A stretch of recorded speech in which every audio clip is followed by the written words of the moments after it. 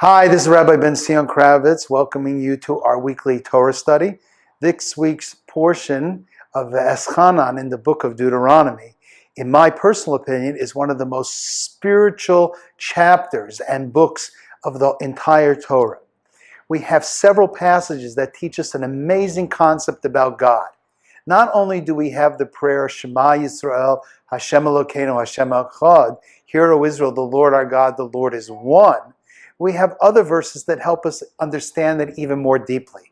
Some people could be confused and think that the fact that it says, Hear, O Israel, the Lord our God, the Lord is one, that it isn't simply that there's one God, that there's one God who's broken up into a lot of different parts. But that doesn't make sense when you look at the verses in chapter 4 of Deuteronomy that say that there's nothing else besides God. At least 2 times in this chapter, it says, Ein od milvado. There's nothing else besides God.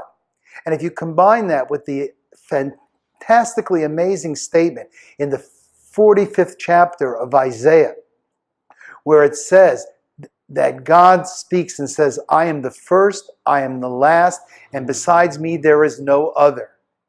Something that transcends time and space, that has no beginning and no end, cannot be divided into parts. It exists above time. It exists above space.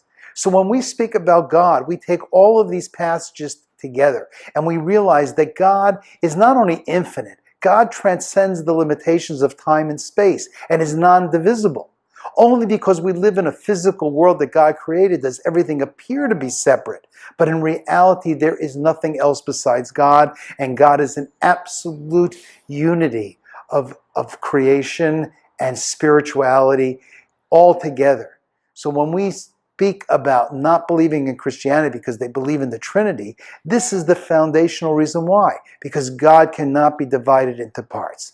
I wish you a beautiful and spiritual and uplifting Shabbat. Shabbat Shalom.